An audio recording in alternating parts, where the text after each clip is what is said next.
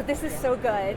Thank you for not wrecking our childhood. Oh, that's good. It's awesome. Well, that goes to our three creators. At what point did you realize that you had something really special here that honors the legacy, but also is a story that really deserves to be told and goes forward? Well, I mean, John, Josh, and Hayden were very clear on what their vision was. And 10 years ago, people say, have you been asked to do this before? And yes, over 30 years, everyone has this is what you should do with this story, and they all kind of failed greatly by one, they were not intriguing, and two, we didn't necessarily have these types of platforms where you essentially tell a 5-hour movie and cut it up into 10 half-hour parts. And also what sold me on it was, one, their passion, two, that they are the fans, the three biggest fanboys of the Karate Kid. They know way more about it than I do.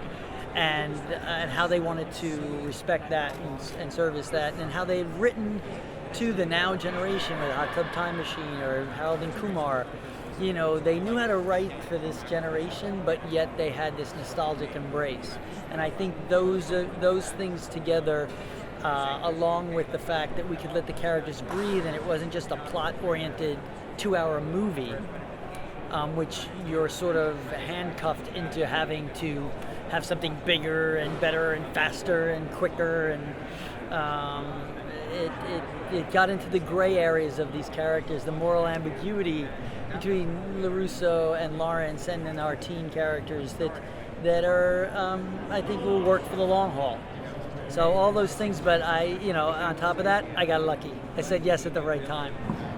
You guys brought back the Pap Morita in the first season as a flashback. I'm curious on what's coming up in the second season, because it's his spirits that legacy continue in a way. So I'm curious what you guys in your mind probably how you guys gonna roll out the Pap Morita. My biggest note when I first met the guys and they pitched the concept is I said, if the legacy of Mr. Miyagi isn't woven throughout this series, then it's not the right thing for me to do. I can't negate that just for the Cobra Kai rivalry and just make it about two guys, that can't get past their adolescent, problems. And that was important from the get-go.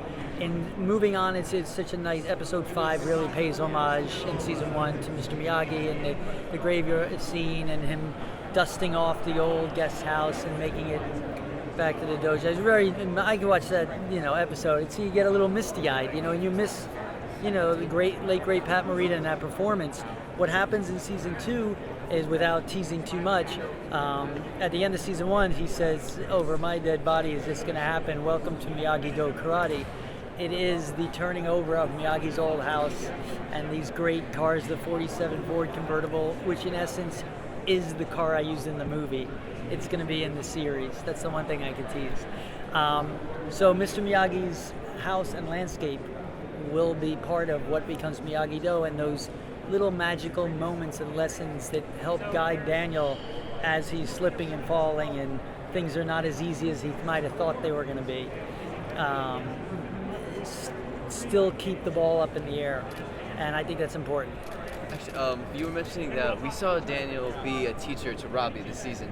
Since he's opening up the dojo to more people, do you think he'll be able to handle like a whole dojo full? That's exactly what we were just starting to shoot those scenes now, where it's like, okay, I could do this.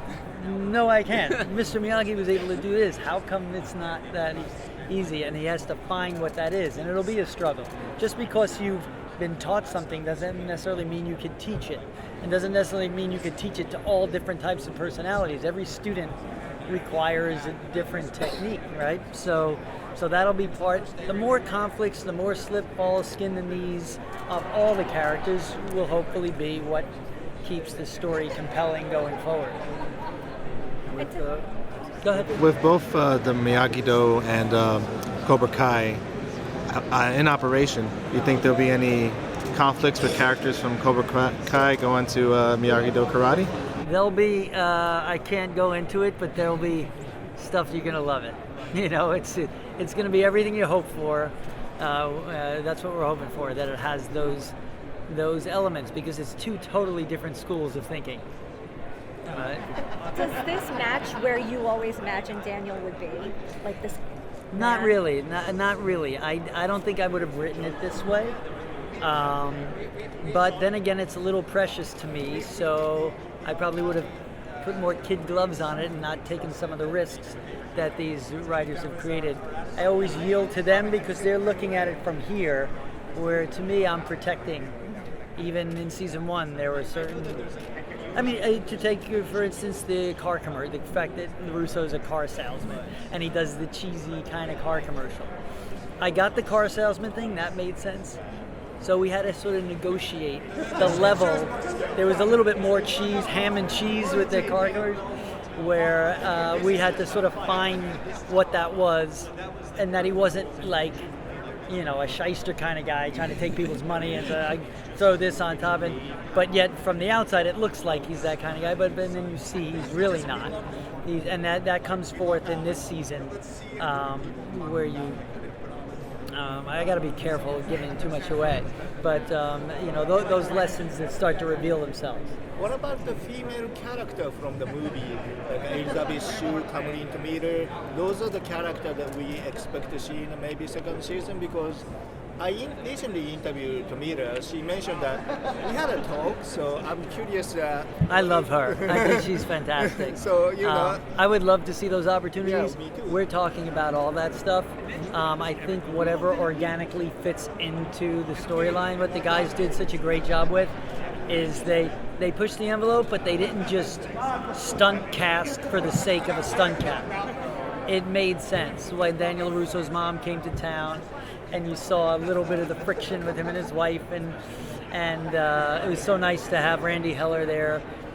So I think all those opportunities are open, and we're embracing, and they will be there. What they are, I can't say, and not all of them are solidified. But you know, I think they're driving the ship, navigating the ship carefully. But I think anyone involved, it's open season. So fingers crossed, we're excited. You know, Is that what Kreese wasn't a big presence in the first season too? You didn't want to shove him Right, in? it was a good cliffhanger to have Kreese come in, and you know, people asking about it, you know, and so it's kind of, you know, nice where it grows from there. And some of the stuff we're talking about for season 3 and 4, knock wood, because you don't want to just front load everything. We really wanted to keep like what's going to happen at the end of this, and where are we going in season 3, where are we going in season 4.